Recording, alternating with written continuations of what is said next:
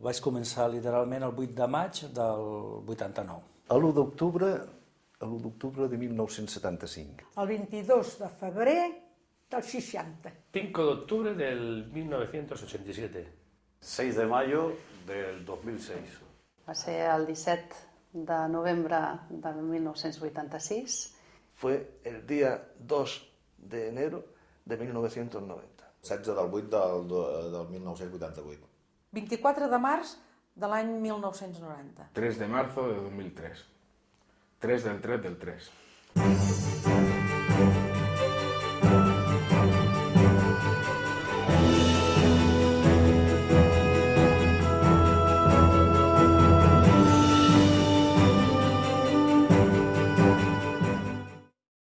Hay potasa. Pero es que además nosotros, en la zona que va entre Suria y Cardona, estamos en lo que se llama el depocentro. Es decir, en el centro del depósito del yacimiento potásico. De la meva família, pues, sé que no hi ha gaire gent, però soc el que ara dirien un treballador de quarta generació consecutiva. Yo tenía trabajo fijo allá en el pueblo. Y después de pagarlo todo, me quedaron 18 duros. Digo, ay cojones, ya no me voy más allí. Y es por esto que hay mucha gente de Almería que ha venido aquí a Suria, porque coincidió el cierre progresivo de estas minas que había en Almería con el desarrollo de la minería de potasa aquí en Suria. Perquè el meu pare ja era aquí feia 3 o 4 anys. Venían y se juntaron, venían 2 o 3 familias juntas. Cuando llegaron, que no era lo típico aquello de tú llegas con tu piso, no. Bueno, ellos le llaman paisano. Primero viene uno, el uno se lo dice al otro que hay trabajo y bueno, y así fueron viniendo. De mi padre que tenían que venir con el tren y en lugar de parar en Barcelona, tenían que parar en Lérida porque si no en Barcelona te cogían i t'echaven. Vaig veure la baralla de 2 criatures més terrible que he vist la meva vida per una pell de plàtan. Llavors, quan tenia 20 i pico d'anys, bueno, com tot el jovent, com la fàbrica d'estil es guanyava molt poc, doncs vam apuntar a la mina perquè va ser un boom i bueno, així vam entrar i així porto ja quasi 25 anys. Me recordo d'això, jo vaig entrar a la mina en 11 o 12 anys. Que estaven començant de profunditzar el primer pou. Estaven a una profunditat d'uns 30 metres. I ell tenia de baixar amb les cubes que baixaven i excavar amb pic i pala 3 o 4 o 5 hores fins que estaven agotats i suats i molls i sortir y reposar una estona y tornar a baixar cap baix. A lo largo de la historia ha sido muy frecuente los movimientos de grupos de gentes que trabajaban en una determinada cuenca minera y cuando ésta se cierra se trasladan a otra que está empezando con sus familias y todos sus enseres.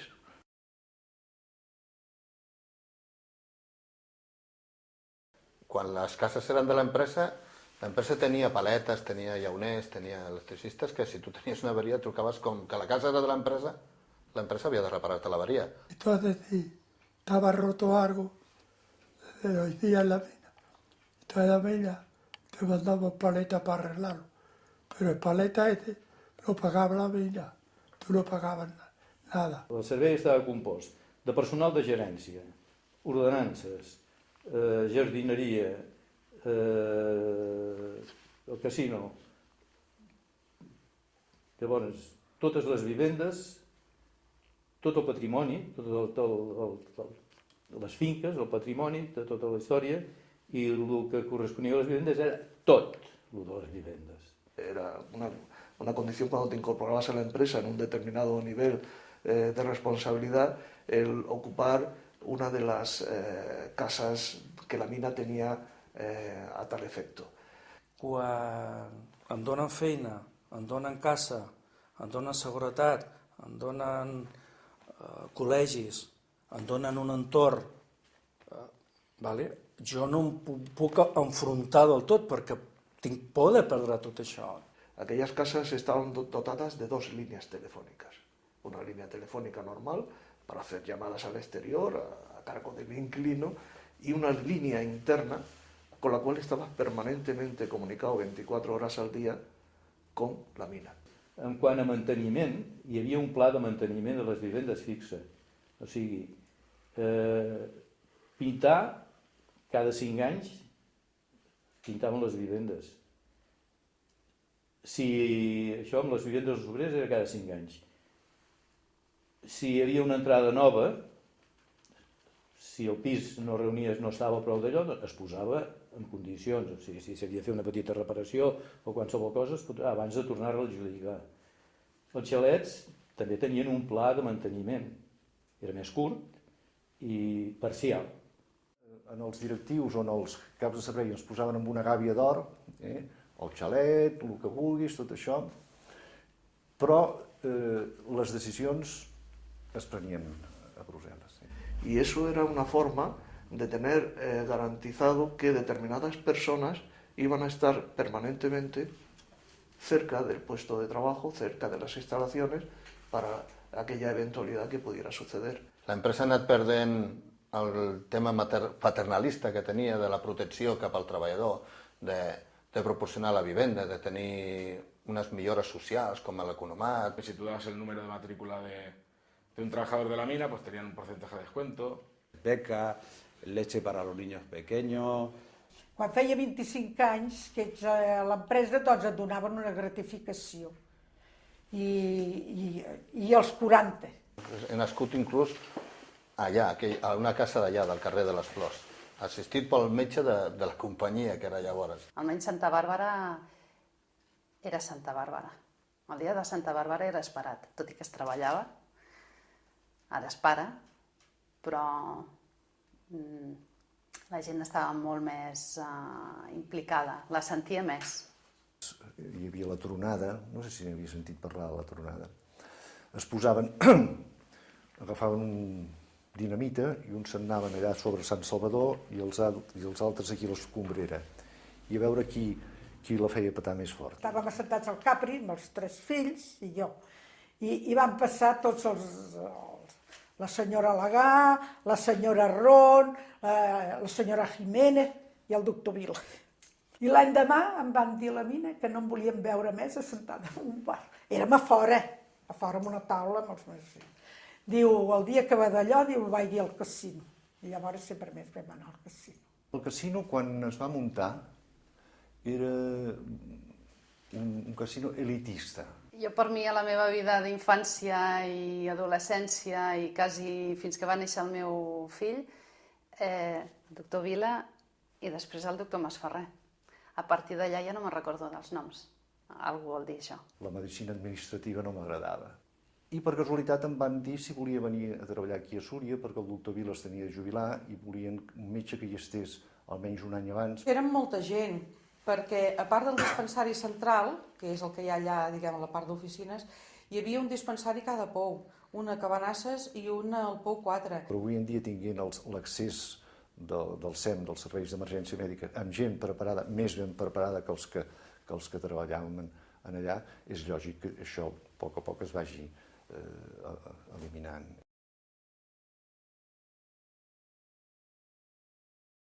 Me encuentro muy bien viviendo en Súria y tanto es así que yo me considero de Súria. I una de les coses que més agraeixo a Súria és que han sigut els que m'han ajudat a educar els meus fills. Aquest poble que hi ha, el poble miner per una banda i el poble de tota la vida, entre cometes, per una altra, no? Jo vaig tenir la sort, potser pel meu caràcter, d'integrar-me molt bé. Mi padre siempre me ha contado que al venir aquí Súria fue un pueblo que aceptó muy bien el tema de la inmigración. La incorporació de la dona a la feina i tot això, suposo que ha estat més tard, no? Quan vaig entrar jo a la mina érem 3. A mi em van avisar d'anar a treballar a la mina perquè llavors hi entraven les viudes. Si havien de llogar una dona, procuraven que fos una viuda d'accident a la mina. Abans encara era cosa de hombres. I ho segueix sent una mica, I ho segueix sent una mica. Perquè si no, no se li donaria tanta propaganda. Era jo sola de dona, però no sé, jo hi vaig treballar molt bé amb aquells homes. En el meu cas, bé, jo cap problema. pero los domingos o los días de fiesta se iba al catalán y hacía su partida al truco, que decía él, tomaba el café i per casa. Aquí la meva mare, la primera setmana o el primer mes, se'n va al bar a prendre un cafè. I, ostres, una dona amb un cafè. Va dir mai més. Perquè, clar, allà era normal. Aquí només hi havia homes.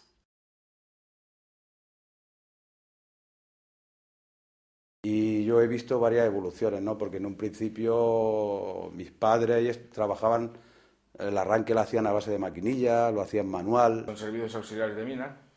El personal es lo que lleva la extracción de la potasa, que son las cintas. Y luego se cargaba con dinamita y se disparaba. Y luego iba a la pala, cargaba, y bueno, el proceso que se hace lo echaba a la machacadora a la torba, de la torba a la cinta, y de la cinta se hacía la extracción para el pozo. La explotación es la explotación.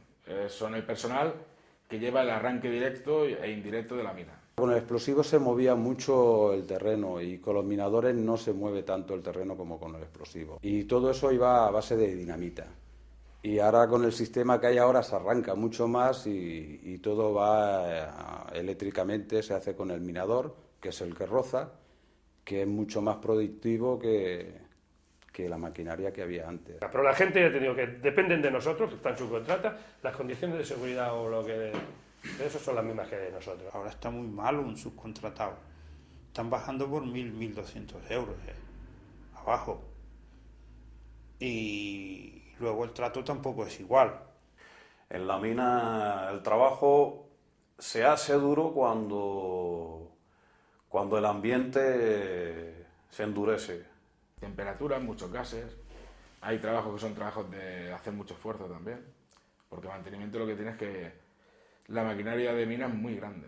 Son condiciones que se tendrían que mejorar para el subcontratado, porque es tan minero como nosotros que estamos por Iberpotas. No, li tinc molt respecte jo això i no. Jo prefereixo estar fora i si plou veig que està plovent i... El mejor comité que uno puede tener en la vida es tener las dos manos bien y ganas de trabajar. 7 dies de nit, de dilluns a diumenge, 2 de descans. 7 dies de tarda, 2 dies de descans i 7 dies de matí. I després 3 de descans, que cau en divendres, dissabte i diumenge.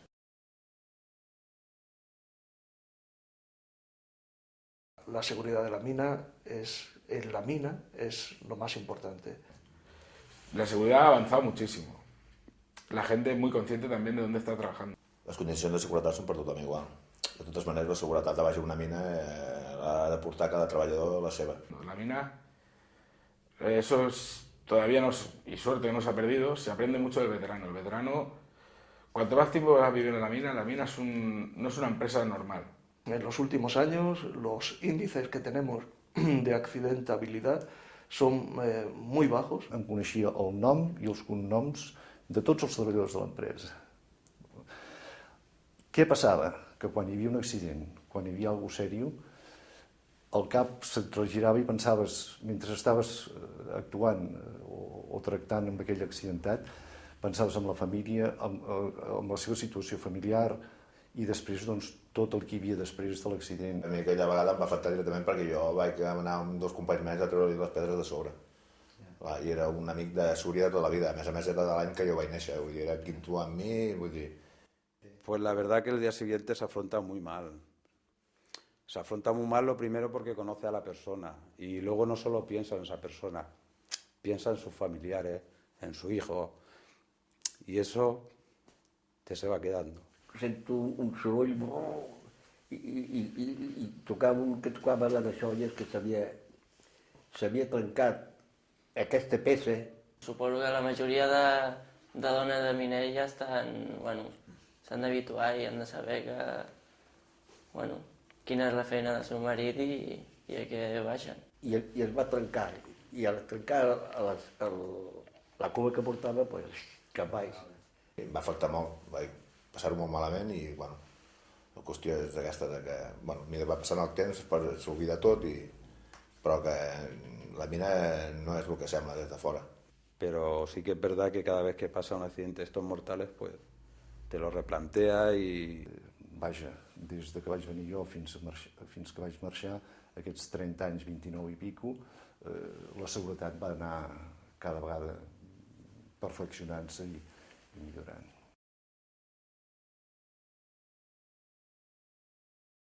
Paternalista, millor o pitjor? No, diferent.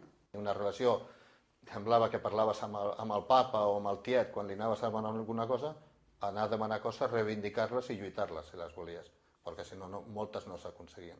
Tenir una feina que treballes 7 o 8 hores i tenir un jornal com el que tens a la mina, jo crec que som uns privilegiats avui en dia, com està la feina. Anys enrere no ho havia pensat. La mina als anys 50 no es cobraven uns sous superiors als tèxtils o no gaire superiors. Els pares ens expliquen que ells mateixos, els avis, sortien de la mina, sortien de les fàbriques i tenien que anar-se a fer hores en un altre lloc, una segona feina. Altres aquí hem tingut vagues, perquè a vegades, si no reclames, i més sent els propietaris que eren belgues, van aconseguir també unes retribucions que es lo que demanaban los mineros. Todo en un sueldo que se peleó hace mucho tiempo, que no es ningún regalo, que le ha costado... Hay gente que le ha costado mucho que en la mina haya lo que hay hoy. Es muy difícil de hacerle entender toda la gente joven de que oye, que para lograr algo tienes que luchar. Yo creo que ha cambiado todo tanto que eso cuesta mucho de entender. Abans la gent treballava per menjar i per tenir el seu cotxet. Hem de lluitar una mica més per lo nostre, per lo que és nostre i per lo que ha estat dels nostres pares, avis, el que han lluitat ells. La lucha obrera en este país, yo siempre lo digo, nos hemos aburguesado. S'ha perdut el caliu que hi havia abans, que abans hi havia un problema i tots anaven a una àrea un problema i ningú vol saber res del problema. Si no t'afecta tu directament... Los sindicatos han perdido mucha credibilidad en toda la sociedad. Pues si ara perdo inclús el que tenia, perdo dues vegades. L'empresa no m'ha regalat res al seu moment. Si jo tinc un sou, el tinc perquè me l'he guanyat amb el temps. I clar, quan vam arribar a l'esquí i anàvem per entrar a l'esquí per baixar cap baix a la mina, hi va haver uns quants senyors que treballaven amb nosaltres que van dir no, avui no es baixa. Diu, no baixa, diu, perquè al vestuari no hi ha aigua calenta, diu, i fins que no reparin l'aigua calenta nosaltres no baixarem perquè... Bueno, no baixarà ningú, deien, no baixarà ningú perquè si no, quan sortim ens tenen que dutxar amb aigua freda. Aquí no bajamos hasta que no bajen el agua, aquí no bajamos hasta que no se haga no sé qué, y allí no bajaba ni Cristo. Si els treballadors no tenien servei d'infermeria o no hi havia el metge o no hi havia alguna cosa, no baixaven. I deien que no i no baixaven. Al final, si no és a través de la lluita, hem de tenir molt clar que no aconseguirem res, i menys als temps que estem.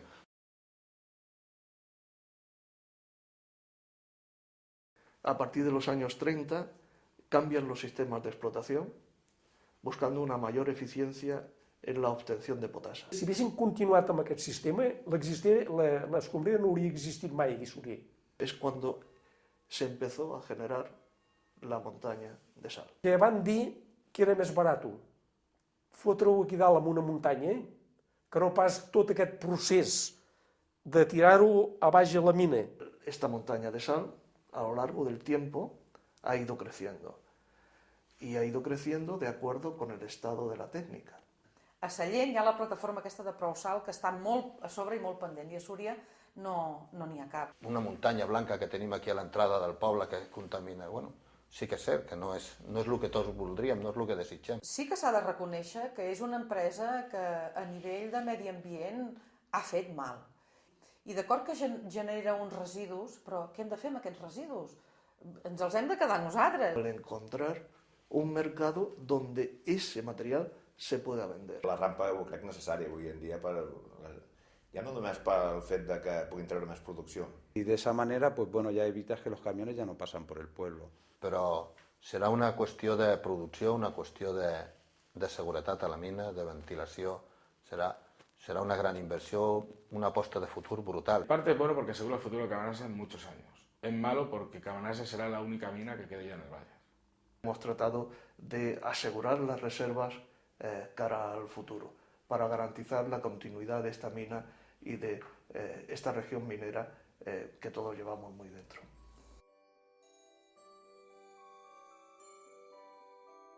La mineria el que té una cosa molt curiosa és que sent un ofici molt dur, a la vegada enganxa. La veritat és que em va agradar, em vaig sentir a gust i dic, vaig ser molt feliç. Érem com una família, la veritat és això. Jo crec que la gent de Súria és mina. Però primer Súria i després ve la mina, no al revés. Jo tinc un altre net que volia entrar a la mina y yo vaig dir que no. No creo que ningún padre quiera que su hijo vaya a la mina. No, el treball tampoc espera per un futur per la teva família, però si poden estudiar i fer alguna cosa, prefereixo que estudiïn i tenir una carrera, no? Vaig néixer a la mina y vaig marxar de la mina quan ja em van jubilar. Una de las pocas empresas que es como la agricultura o que no te la puedes llevar, porque la minera está aquí, el yacimiento está aquí, no te la puedes llevar. No me'n penedeixo. Si volgués tenir l'oportunitat, tornaria a entrar a Iberbota. Desde yo fuera joven, volví otra vez. Me gustaba el trabajo. Recordo que els companys de Manresa em deien ui, no vagis a Súria, que els miners són terribles, aquella gent et faran la vida impossible. Els miners són tots bona gent, per regla general, perquè si no malament. La mina no s'arranca sola. Ho dic amb la boca ben grossa. Sento molt orgullós d'haver treballat a la mina i de ser miner. Que sigui el futur de Súria i tinguem putes per molts anys.